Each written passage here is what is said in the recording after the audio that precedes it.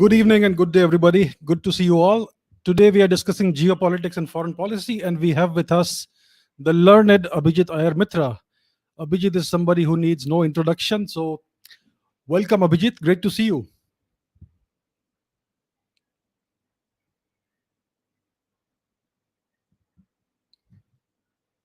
Can't hear you.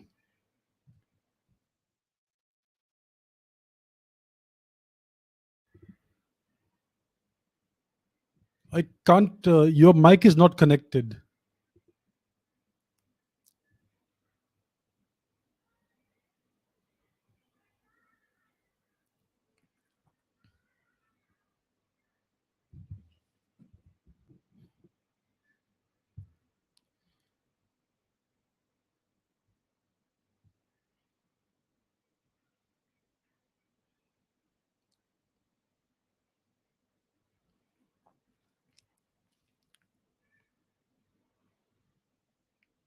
Cannot hear you. It says your mic is not connected.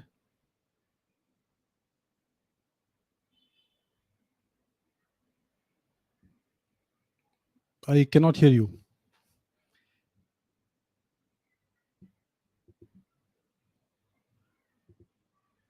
No.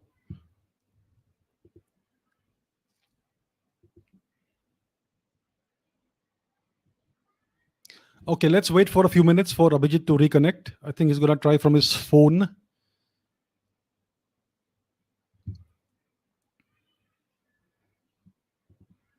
In the meanwhile, let's take a look at who's there. Dungar Singh, Chauhan, Sumukh, Vikas, Tejas, Silver, Kapil, Jay, Debarshi, Arnab, Shail Sharma, Vallabh, Harsh, Rishikesh, Abhinav, Aman. Good to see you all, people. Let's wait for a couple of minutes for Abhijit to reconnect, and then we will get going with the discussion. So today we're going to talk about Afghanistan. We'll start with Afghanistan. Everyone is interested in knowing what's happening in Afghanistan today. So we shall start with that. Let's try and understand what's happening in Afghanistan. And then we will talk about some other aspects of India's foreign policy. We will talk about India-US relationship. We'll talk about the India-Pakistan relationship, the US-China relationship, and other things as well. Once Abhijit joins us, let us see.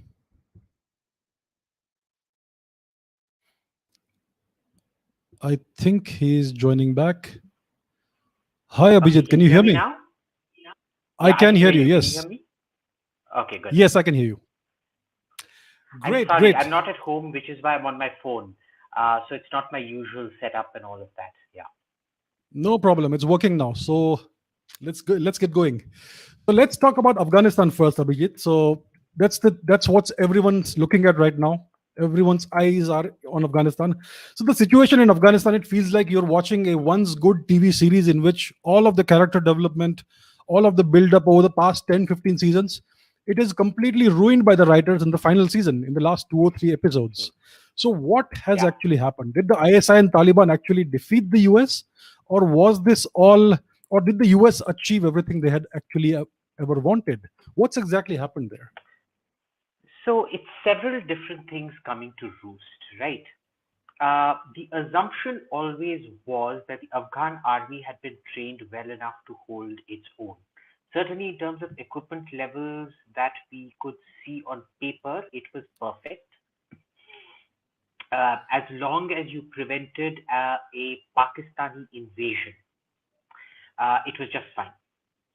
Because they're good enough to hold back the Taliban. They're not good enough to hold back the Pakistan army with a full-fledged functioning state and a professional military. Now, what's happened is you essentially have a Pakistani invasion happening. They're not supported by aircraft, but they are supported by all the electronic intelligence, the signals intelligence, uh, uh, uh, ammunition equipment, all of that. I tweeted a video out a week back or something like that, which will show you that some of the Taliban were actually wearing fatigue kurtas, the traditional Pashtun dress, but in fatigues and things like that, which the Taliban never wear. So there's something happening out there. All the intelligence I'm getting from the ground, not from the Afghans, because the Afghans tend to exaggerate, but from other people who should know, are also telling me that it is, commanded entirely by seasoned old Pakistani military commanders and things like that. So on one hand, there's something like it's not a Pakistani invasion, but it is massive Pakistani assistance and command and intelligence functions that the Pakistanis are providing. The second thing is that the Americans, they planned the withdrawal very badly. They had, contracted the only attack aircraft that the Afghan government has is the Tucano, the Brazilian trainer aircraft which they use for counterinsurgency. Very effective aircraft. But the thing was, they gave out the training to a contractor who hadn't been paid in a long time. So the Afghans can't even get the contractor to maintain the aircraft because the Afghan Air Force wasn't trained maintaining those aircraft and things like that. And out here, air power rules. If you have air power, the enemy can't concentrate in numbers. You break down their numbers. So clearly, air power isn't working out here, and whatever strikes America has carried out have been token strikes at best. So that's part number two. Part number three is that the Afghans themselves are at fault. They've been gobbling away money. They're corrupt as hell. A lot of these battalions and soldiers were ghost battalions and ghost soldiers because the generals would inflate numbers, claim that they had all these soldiers and they needed money to pay them. And the corruption of the Afghan elite is second to nobody. You look at Ghani's own nephew. He's been posting images of him flying his private jet, quote unquote, from crisis to crisis. It's a Gulfstream 5 or 6, 5, which would set you back easily between 65 to about 85 million, depending on the options you exercise. Now, where did that little took of a boy get that much money? Nobody knows. But everybody, understands who is going out giving out that money. Ghani is corrupt. He's also incompetent. He won a rigged election. This was bound to happen because the corruption everybody knew about. Now, we also need to remember that, the last time there was a pull down and things like that under Obama, there were significant reverses. And then, confidence picked up, we can do with fewer American troops and let's gain control again. The next thing we need to remember is that, when you say that all these cities have fallen, they weren't exactly in Afghan government control. Because, for me, the Taliban control started, I had to go see the minaret of Jam. And about 40 kilometers after Herat, that was the end of government control. About 15-20 kilometers out of Kabul, when you're going to the Panjshir Valley, that's the end of government control. Mazari Sharif on our way to Balkh, for example, Balkh, where Zoroaster died, where Roxanne, the wife of Alexander, was born. It was sacked by Timur. It was sacked by Genghis Khan. So when we went to Balkh, the first two checkposts outside Mazari Sharif were government. The next 4 or 5 checkposts were Taliban. So, I'm sitting there thinking, even in terms of how close they're coming in, they're only advancing about 20, 30 kilometers. Right. So this notion that Afghan is falling, if you remember that piece I wrote for Chanakya Forum, I detailed all these things. Kandahar, it's highly doubtful you could have ever said it was under government control because the people hostile and the Taliban were all over the bloody place. Ghor and Ghazni, I don't know according to which idiot it was ever under government control, because when I went to Ghor and Ghazni, it was completely under Taliban control. And yet I read a news about 4 5 days back. Oh, Ghor has fallen, Ghazni has fallen. Speaking how? Uh, so understand, the Taliban haven't advanced more than 20 to 30 kilometers, which itself is significant because the government never really owned most of the countryside. The countryside was always, we went deep into Samagan province, Helmand province and things like that. It was deep, deep, deep Taliban territory. There was no government out there. There was kind of a negotiated peace in the sense the government would come, then the Taliban would come, but you always had to deal with the Taliban going to any of these rural areas. So it's four different things: the American cock up, the Pakistani role, the Afghans' own complacency and corruption, and then this misplaced perception that people have that the Taliban were very far away or things like that. So, what was the US exit plan? Were they aware that they were handing the country back to the Taliban on a platter? Or was this the deal all along in some way with the ISI?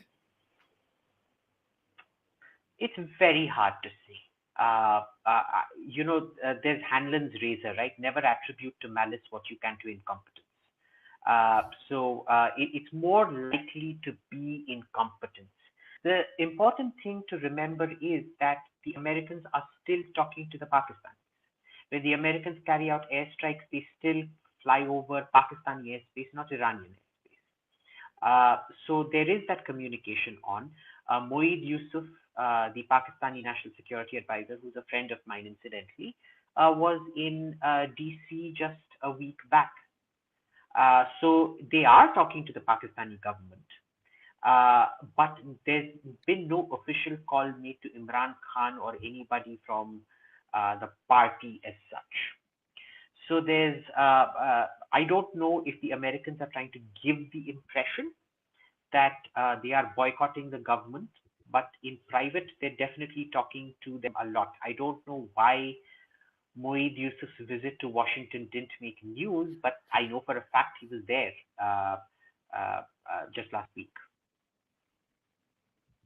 I see. So now that the US has more or less withdrawn from Afghanistan, there are three players left in the game, which is China, Pakistan, and Russia. So what do each one of these seek? What are their interests in Afghanistan? We know the Pakistani interests in Afghanistan. They seek this strategic backyard. But what about the Chinese and what about the Russians? What do they seek? So herein lies the problem. Each one of them has their agenda. Each one of them is screwing the other over, but each one of the other thinks that the other is not screwing them over. Right. So let me explain. So, for example, the Pakistanis, they want absolute control of Afghanistan because they think Afghanistan, being the new age mineral uh, paradise that it is, could turn them into a Saudi Arabia. So Pakistan wants control over a lot of Afghanistan's mineral resources. The initial thing why this whole thing started, which was Pashtun irredentism across the border, that is no longer the driving factor anymore. It has a lot more to do with mineral control and things like that. And a sort of, we won't know how much they wanted to be like a Taliban Afghanistan just to launch attacks on India and not take responsibility for it, which will almost certainly be the case. But right now it seems to be on minerals. Why? Because they realize the Chinese have screwed them over. They're in a serious debt trap. The Chinese aren't letting them, unlike the Americans who would throw money at them every time they got into trouble. The Chinese don't, give free lunch to anybody. So they are now in the process of trying to screw the Chinese over out there. The Chinese think they are going to get the mineral rights at Haji Gak and all those other places where the big information age deposits are. Uh, Unfortunately, it seems nobody in Pakistan has told them that they're going to keep it as unstable as possible so China can't extract jack shit from there. The Russians is different. The Russians did this out of Schadenfreude to screw the Americans over. The Chinese also did it to screw the Americans over, incidentally. That was one more aspect of it. Now, the issue has always been if Russia did it to screw the Americans over, they chose the wrongest person possible. Zamir Kabulov, President Putin's designated Afghan points person, is a ISI agent for all effects and purposes. He's a nasty piece of work. He claims to be, the be all and end all, but he is. People in the Kremlin will tell you that he is a compromised piece of shit. This is the same man, who's cut India out of the Russian talks that were held last week or something like that. This is the same man who said that, the route to peace in Afghanistan lies through Kashmir. And the problem has always been we never estimated how dangerous and inimical to this interest this clown was going to be. He's not a clown. He screwed us over, so he's definitely not a clown. This man was going to be, and nobody ever raised it with Putin. Nobody ever told them, you need to get rid of Zamir Kabulov or we can't trust you.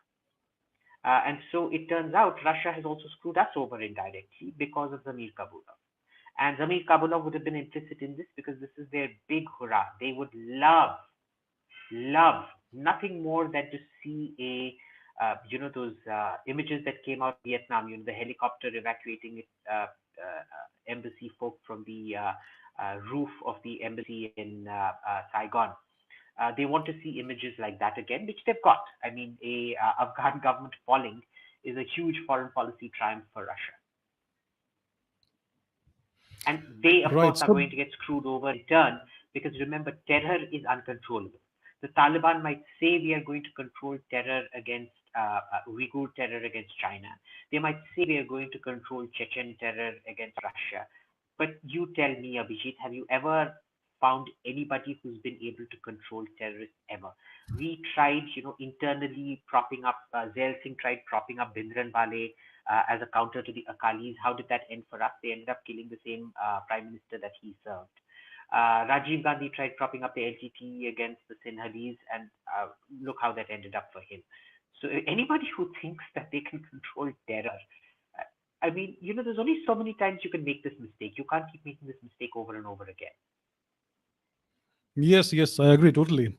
So now that all this has happened, does India have any role left in Afghanistan? And does this Taliban takeover constitute a future threat for India? It does, because remember in '89 when the Najibullah government started losing ground, when the Soviets withdrew, well, Najibullah held his own to his credit. He didn't collapse as quickly as this government has because there was a functioning Afghan state at that point of time. What happened was that they held their own, and all the jihadis that had come to Afghanistan got directed to Kashmir, and that is the beginning of the Kashmir insurgency. If you notice, yesterday or day before, RPGs were found with Kashmiri militants. Now, RPGs is a whole new level of escalation for these militants. They're usually given guns or grenades and things like that, explosives. Yes, not RPGs. RPG is, it's a traceable weapon. You can trace its origin back, so it's almost a declaration of war, like stingers or helicopters or things like that, right? So, in this particular case, there's expect to see a lot more RPGs coming into Kashmir. I do see a significant increase in terrorism in the valley. So that's one thing that's going to affect us quite badly. Our role to play, well, we squandered the role. I think of all, we love talking to other people about not having wishful thinking and all that crap. Ultimately, it turns out we're the biggest wishful thinkers around because, this insistence that we had on democracy. We should have known from day one that the people in charge, you didn't need to have elections. What you needed was somebody nearly brutal and nasty and uncompromising, like, say, Abdul Rashid Dostum or Amrullah Saleh or Abdullah in charge. Even Abdullah is a very kind man, so maybe even not him. It should have been somebody like Dostum or Amrullah Saleh in charge. We did. We insisted on the sham of a democracy. We insisted on weak, sold-out people like Ghani and Karzai. Of course, Karzai we didn't pick, but Ghani we supported. Karzai we supported. So we're paying the price for that. There's nothing we can do about it anymore. Uh, we should have. One of the things I noticed in 2019 when I was there was how siloized the Taliban commanders were. Because you remember the last time the Taliban became too powerful for Pakistan's own liking, they started taking independent decisions and things like that, which the Pakistanis never wanted. Now, uh, they've learned their lesson and they're keeping them siloized. So they're keeping them the way they have a sort of jihad menagerie, Lashkar-e-Toiba, Hizbul Mujahideen, etc., etc., etc., who they can provoke later on to fight each other and kill each other. They're doing very much the same thing out there. Local commanders hate other local commanders. They don't talk to other commanders unless they're coerced because their families are being held hostage in Pakistan or something like that. Uh, uh, they don't really listen to Pakistan. This was something we should have utilized. And the Americans told us to do it. The Americans made their own fair share of mistake. If you're going to take a pre-industrial, uh, sedentary, pastoral society that's extremely violent, that has resource shortages, and those resource shortages mean one tribe attacks the other tribe for women and livestock and grain every 2 3 years, and kills and running blood feuds. In this country, you wanted to have a democracy with equal rights for women and gay and lesbian rights and shit like that. You have to be on some serious. I mean, this is beyond cocaine. This is beyond heroin. This is some kind of designer drug. It's some crystal meth or something, some super crystal meth of some kind that you had to been snorting. But once the Americans realized that mistake, what did India do? We went on with this nonsense that we're not good. There is no such thing as good Taliban, bad Taliban. Over and over, because I was part of some of those track twos where this was discussed. They went on saying, look, we're just saying good Taliban, bad Taliban as a rules. The thing is, they are siloized. We need to start saying divide and rule. India went on saying no, no, no, no, no. So we also screwed up out there very, very badly. We should have started, because if Pakistan is siloizing, then you use it to play divide and rule. What stops you from playing divide and rule? So there was that. And then, of course, there's the whole garbage Washington think tank brigade, which went on making apologies for Pakistan. You can't bomb Pakistan, you can't hold Pakistan to account. So in this entire process, when has Pakistan ever been held to account? Zero. And Pakistan is the root of the problem. So it was a bit like going to the doctor with jaundice, and instead of him giving you something to treat your liver, he instead recommends Chanel or Yves Saint Laurent foundation because your eyes and your face are going so yellow. He'll just say dab some on and cover up the yellowness of skin. So the compound mistakes. I don't think India has a role to play right now, except we lick our wounds, see what plays out, and then do what we need to. Remember, we did manage to have a friendly Afghanistan the last 20 years, in spite of having a hostile Afghanistan for 2 3 years before that under Taliban rule. The Mujahideen initially hated India because we supported the Soviet Union, but now they all have their second homes in Delhi. So it's let's wait and watch. Let's wait and watch. The one thing we can always depend on is Pakistan's stupidity and its ability to overplay its hand. So even if we lose today, don't lose hope. 3 4 साल में अपनी भी बारी आएगी. Right. So let's talk about India's investments in Afghanistan. So basically, you don't invest somewhere without carefully evaluating and calculating the return on investment. So, what was the expected or hoped for return on investment? I mean, these investments are supposed to benefit the people of India and the nation. So, were these investments or were they merely gestures of goodwill? Okay, so first of all, they meant investments in the commercial sense of the word. They were never meant to bring any kind of profit to India. They were meant to bring profit to the people of Afghanistan. Their local agricultural projects, there were dams and things like that. And the whole point of it was, and this is where India has been quite smart, it was meant to benefit the Afghan people and reinforce the government. So in one aspect, it's failed in the government reinforcement, but in the other, in benefiting the Afghan people, it has succeeded. It has succeeded spectacularly. It will continue to succeed. There are still people. I've spoken to several Taliban commanders who have been touched personally. Their families have been touched personally by some Indian agricultural project or the other. The commander in Ghor, for example, was it Ghor or was it Ghazni? I forget. His family farm gets water from an Indian project. He knows about it. He's always been grateful to India for it and things like that. And of course, we had a round where we were both jointly spitting on Pakistan. Harami hai, kutte hai, this, that, whatever. It was translated. He couldn't really speak too much Hindi. He knew his maa baap ki galis, huh, for some strange reason. I don't know how, but he definitely knew those. Uh, now the thing is, what it gives you is it gives you a very significant human in.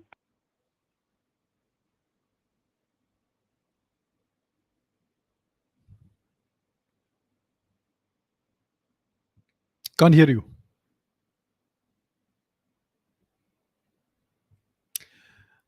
Okay, let's wait for a couple of minutes for Abhijit to return. Very interesting story there. Okay, he's back. Can you hear me now? I can hear you, yes. Can you hear me? Okay, good.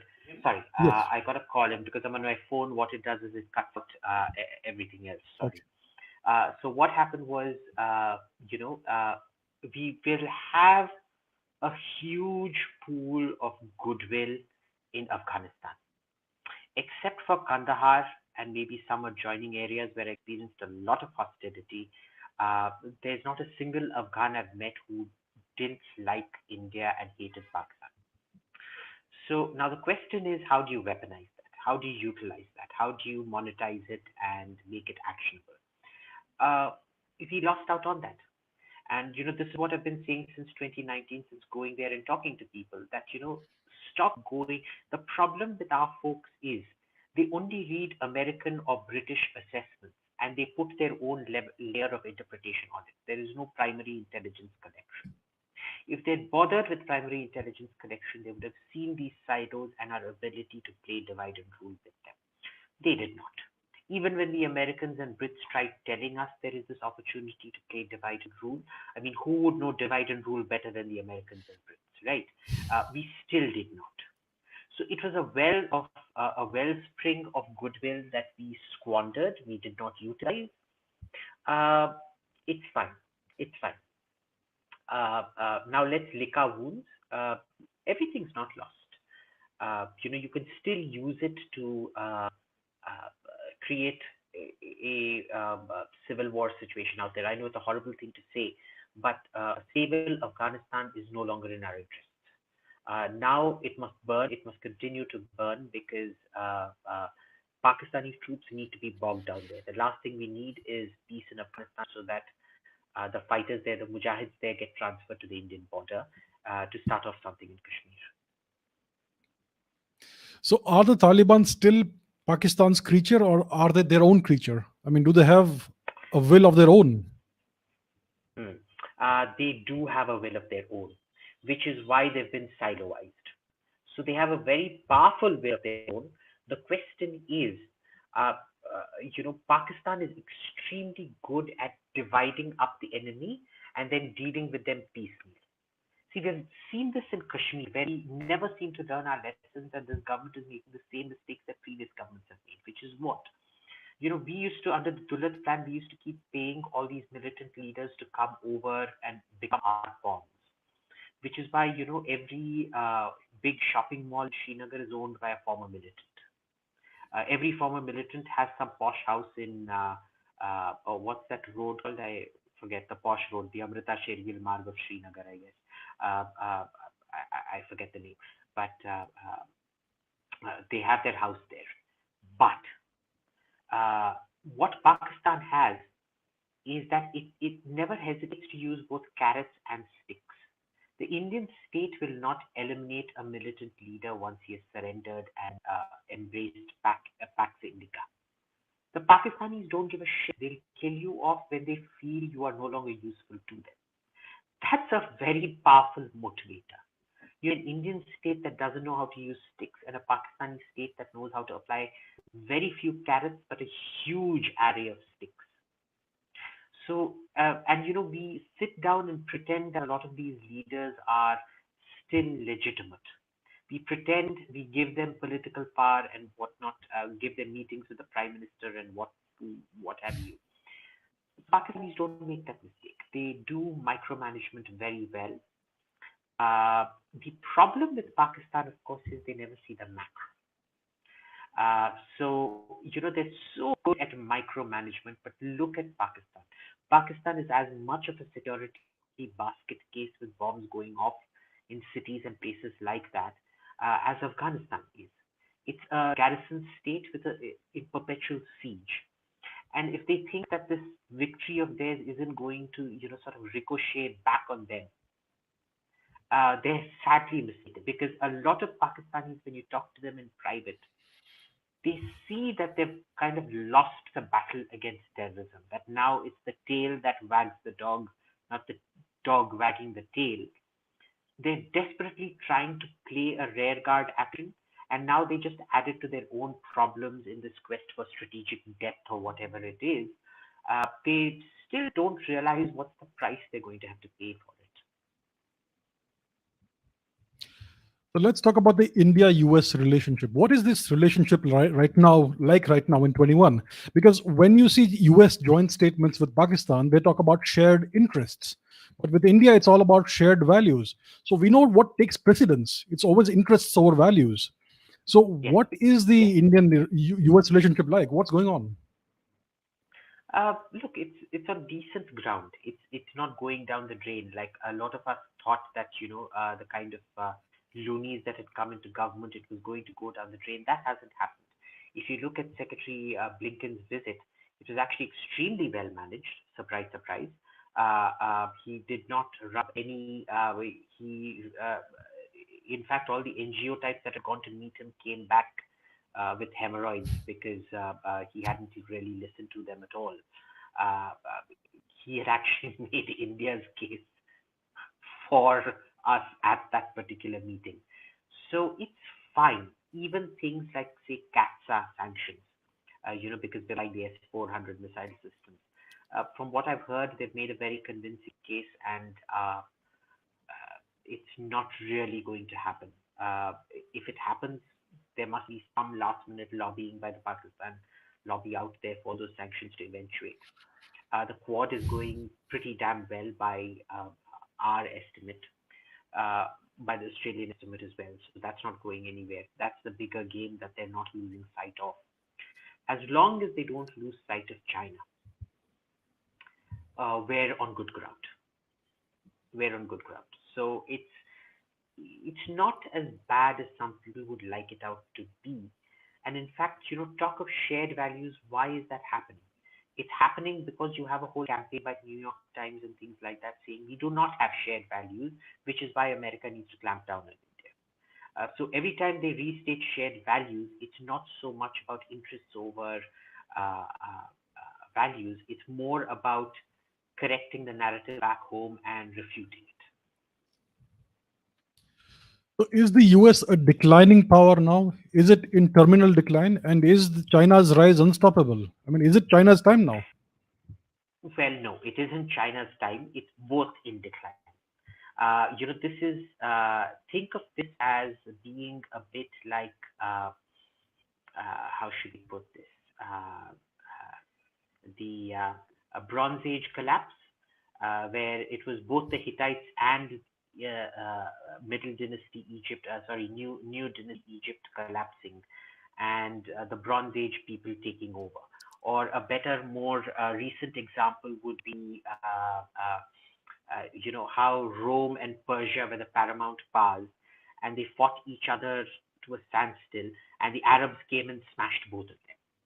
So we're waiting for the Arab tribes to come out of the desert and smash both the old superpowers in that sense.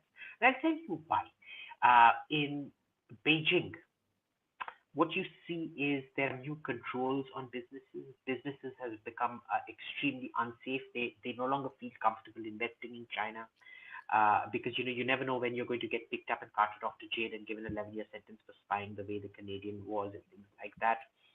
So that is becoming a no-go zone for a lot of companies out there. Now, remember, the thing is, in the early manufacturing age, the state gains an unprecedented. Pre-industrial states, the state doesn't have that much agency. Enforcement deficit states all of it. It is industrialization that enables you to build a high state that can effectively control its bureaucracy and the enforcement. And when you enter the information age, because manufacturing is so disruptive, socially disruptive, you need a strong state to control all the centrifugal forces. Then when you enter the information age, the state takes a backseat and private corporations take the helm. Now, what you're seeing here is two different trajectories.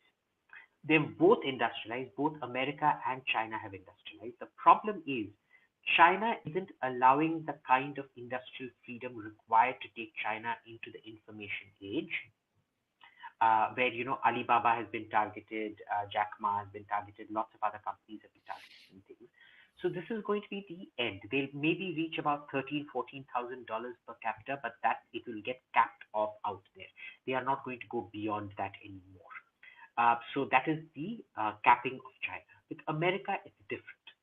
It's that private companies have gained so much power that it's gone back to the feudal age where the state counts for nothing and private companies are running their own agenda. In this case, the thought control comes from CRT, from critical race theory and political correctness and things like that, which have essentially terrorized the US workforce into no longer being capable of the kind of innovation that they once were. So is America, and because this entire CRT mob has executed an institutional capture of the state powers of America, like, all certification now has to be CRT compliant and crap like that. America is now in terminal decline for a different but similar set of reasons to China. But, like I said, this is the Sassanid Empire versus the Byzantine Empire. We need to watch out for the Arabs now. Who the Arabs will be, I don't know. That's the big question. Who are the Arabs? So does India have a better alternative model to offer to the world? No, because our thing is we never do a correct ways and means study. We have a very high opinion of ourselves, which is not shared by anybody else. And these little throwaway compliments that we get. If somebody, look at my face, chubby, bald, squeaky voice, dressed like a complete hobo or slum dweller or whatever. If somebody comes and tells me, "Oh, Abhijit, you're the most handsome, sexy man I've ever met, that epitome of manhood. You're like Michelangelo's David and this and that," I'll be like, "Yeah, right. I've got my reality check in place." Indians aren't like that. Indians are like, they look and talk like Abhijit Mitra, and they believe when people come and tell Abhijit Mitra that you look like Michelangelo. You're the closest to perfection, to human perfection, of male beauty that has ever happened since Michelangelo's David. They will actually believe that. You look at Indian policy. So, there was a new education policy that focused on problem solving over learn by rote. Your problem is one of scale. In a scale problem, you have to sort it out through learn by rote. You can't do problem solving. Problem solving is highly subjective. It doesn't work on that kind of scale. And yet they've gone with that policy, which, mind you, nobody in the commentariat actually called out. They called out the subject matter of the syllabuses and things like that, but nobody actually questioned the fact, not the Congress, not the left, not the right,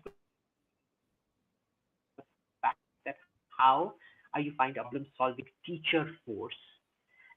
All your teachers have been brought up on learn by rote. How are you going to train them? Training up a teacher to even teach problem solving, it requires a huge capital investment in teachers. How are you going to do that? So, we have all these, and how are you going to get to say a $5 trillion economy with such a poorly trained workforce?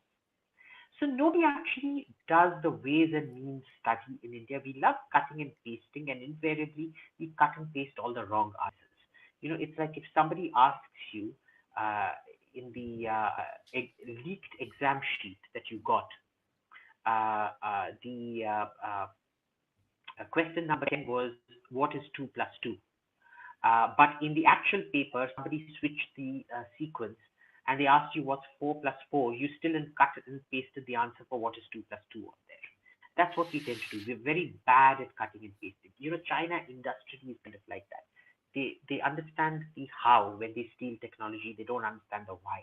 So as long as you don't understand the first principles, you can't really do too much damage in manufacturing.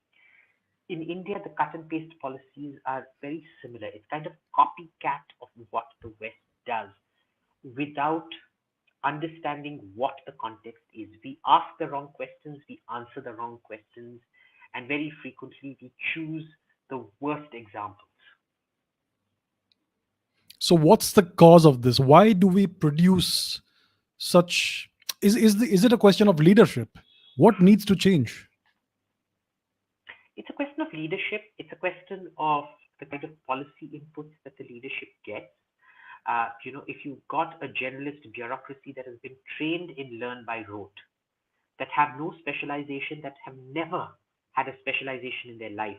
They've come out of college, they've never had any work experience, they get straight into the bureaucracy and that's it. They're set for life. And they are expected to manage an extremely complex industrial and economic environment that even seasoned experts don't know how to manage.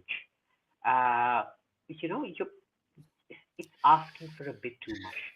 Now, the thing is, a smart person should know their own limitations and they should know what I call a bullshit meter. You don't need to know everything, but you need to know who's bullshitting you and who's not. Our political executive doesn't have a bullshit meter, and our unelected executive uh, uh, are essentially a sort of Guinness World Record pile of bullshit. So between not having a bullshit meter and an excess supply of bullshit, you will end up bullshit plus bullshit equals bullshit. Yeah, unfortunately, yeah. So let's go back to geopolitics. As America declines, what does the future hold for Israel? Hmm. So Israel is on solid ground right now because they got rid of Netanyahu, who was the biggest thorn in the Democrat side. So as long as it's Naftali Bennett and Yair Lapid and people like that, they're happy with it. Benny Gantz, uh, they're happy with that. So that relationship is fine. The thorn, who was Netanyahu, has been removed. The problem is, I don't think Naftali Bennett understands economics as well as, Netanyahu essentially is the man almost single-handedly responsible for taking Israel from a middle income country to a high income country, to a very high income country. Naftali does not have that in him.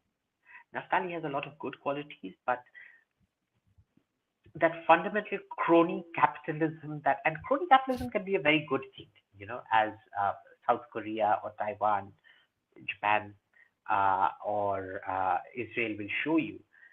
It thrives. You can actually make a country very rich on the basis of crony capitalism. We don't. That's a different matter. But they have. Uh, but anyway, Thorn is gone, so it's all good on that score. The big question is, how will Biden's approach on Iran affect this whole thing? But I can tell you the Israelis, the Saudis, and the Emiratis, they are coordinating diplomatically very, very, very carefully in DC. So the Saudis are just throwing money where it counts. The Emiratis are playing their own brand of charm diplomacy where it counts, and the Israelis are just doing uh, what they normally do, which is bring huge amount of political heft to play and coercion and where necessary, secret porn tapes, whatever it is that the Mossad delivers for them to manipulate things. So what's the deal with Iran right now? I mean, Iran is under sanctions, but with this new Chinese deal that they have, will they do well with that? I mean, what is the long-term game plan there? I mean, what is Iran's geopolitical Look, ambitions? Would a nuclear-armed Iran be good for the neighborhood? it definitely won't be good for the neighborhood. Uh, See, the thing is, there's an argument that if Iran goes nuclear, then its need to support that fundamental insecurity, why it supports terrorism across the region, will go away. That's not the way things work. What happened with Pakistan? Once Pakistan got nuclear weapons, did its instinct for terrorism go away? No, because it's like a man-eating tiger that's tasted blood, right? So terrorism will continue, but it will continue under the shield of a nuclear umbrella, which is never good for the region because then you really can't take action against Iran. Number one. Number two, uh, Raisi, the new president, will drive a very hard deal. I don't know why they chose Raisi, but Raisi is kind of the worst person they would have chosen to make a deal, and I think they chose it deliberately. They chose an hardliner because their negotiating position now is going to be, hey, we lived up to the JCPOA, the Iran nuclear deal. We just call it the Iran nuclear deal. The JCPOA is technical mumbo jumbo. And you did not. The Americans unilaterally withdrew. You owe us compensation for the 4 years we lost. So you're going to fucking pay us back with interest. And there's nobody better than Raisi to pull off that act. So now they're going to get a arm and a ear from the an arm and a leg from the Americans. Is Biden in a position to do that? I don't know, but I can tell you the Saudis, the Emiratis, and the Israelis, they're all storing up their bullets for that particular fight when Biden actually goes into back into the Iran nuclear deal again. And what about the China-Iran nuclear deal? What does that bode for That's got diplomacy? look. The Iran China nuclear deal isn't going to go anywhere because if they do, it is going to get sanctioned immediately, which China will not want. Number one. Number two, uh, the Iranians know the Chinese very well. Have you ever seen any major project that, unlike Pakistan, who is dumb, who get into problematic situations they don't know how to get out of? Have you tell me where have you seen the Iranians ever get into a tight embrace with the Chinese? Where have they ever opened up their jugular for the Chinese? Even during the last round of sanctions before the Iran nuclear deal, did you see them get cozy with the Chinese? No. They understand the Chinese extremely well. They are not going to hand over their nuclear jugular to the Chinese and let the Chinese set up nuclear power plants because they also have experience with Chinese nuclear power plants. Like, for example, the Chinese nuclear power plants in Pakistan, most of them don't actually even work properly. The ones that are meant for nuclear weapons do work, but the rest don't really stand up to anything. So the Iranians know in private when you talk to them, they know what uh, the Chinese bring to the table. Talking about India now, the Act East policy that we have or had, I don't know if it is still there. What happened to it? I mean, did we have any concrete objectives, any military, economic, or geopolitical objectives? What actions have been taken, and what happened to it? So you remember the Look East policy when it was called Look East was started off because India wanted to reorient its entire uh, outlook uh, from being very Occidental centric to being an Oriental centric thing. And it was initiated when there was a huge amount of growth happening in India. Since then, our growth has been less than spectacular. It's not, nobody's really talking about the India growth story anymore or the great potential for growth in India and things like that. So that stalled quite a bit. Militarily, again, we haven't really integrated with Southeast Asian militaries the way we should have. Diplomatically, we're still pretty clueless. We still kind of outsource our ASEAN policy to Singapore. Singapore, for all effects and purposes, runs our ASEAN policy. So, you can change it to Act East policy, but again, this is like these are slogans which this government is very good at. Make in India, which then fails completely, and you change it to Atmanirbhar Bharat without actually changing anything, with the same clown in charge. So nothing's going to happen, Amitabh Kant. Uh, you have a $5 trillion economy without looking at the basic fundamentals of how you're going to get there. So again, nothing's going to happen. So this change of nomenclature from look east to act east, it only works, and it works very well if your economy is booming. If your economy is not booming, forget about it. At 9 to 10% growth, you'll be doing very very well. At 6 to 7% growth, it's even up to 8% growth, you're not really going to get the kind of traction you need. Especially not when most of your FDI is coming from Mauritius, because everybody knows what kind of money comes in from Mauritius. And talking about the economy, the past 2 years we've had no growth whatsoever. So, is the has the policy been good of locking down the entire country for a year and a half? I mean, does it make any sense to you? See, this is one of those things where, it's very easy to be unfair to the government. The question was how many people were going to die, or the opportunity cost where how many people were going to die because of the economy. So it was who what was going to kill more people, COVID or the shutting down of the economy, right? So there's no right answers to it in retrospect. Could it have been better managed? Yes. Uh, but did it have to happen?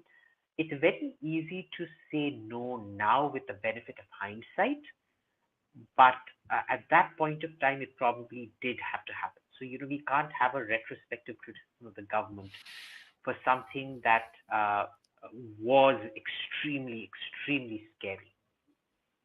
Number one.